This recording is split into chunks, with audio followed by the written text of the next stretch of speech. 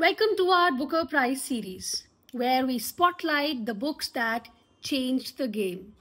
And today, we begin with a legend, Midnight's Children by Salman Rushdie.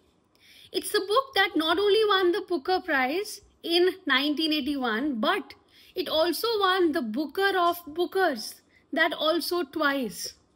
So imagine what kind of a book it must be. Midnight's Children is born literally with Salim Sinai, who's a child who's born at exact moment India gains independence. Midnight, August 15th, 1947. But here's the twist. He's not alone. 1,000 other children are born at the same moment. And all of these children have these mysterious powers. Salim can read minds. Another can travel through time. So together, they carry the fate of a nation. So this is magic realism at its finest.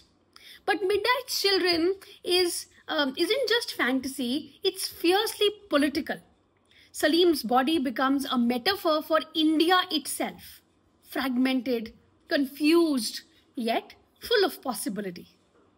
So Rushdie mixes the personal with the political here, history with imagination, and English with Urdu idioms as well.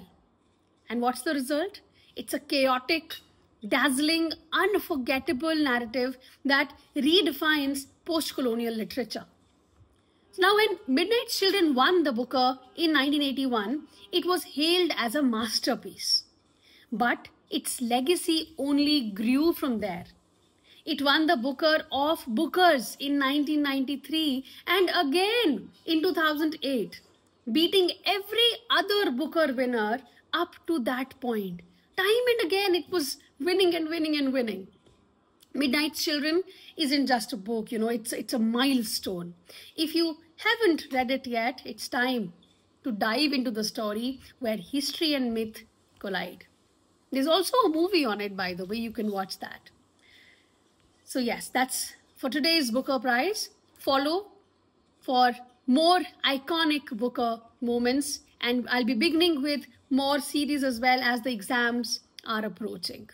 So if you haven't yet subscribed, please do that and share this with others as well. Whoever you know might find it useful. Thank you very much, and I will see you in the next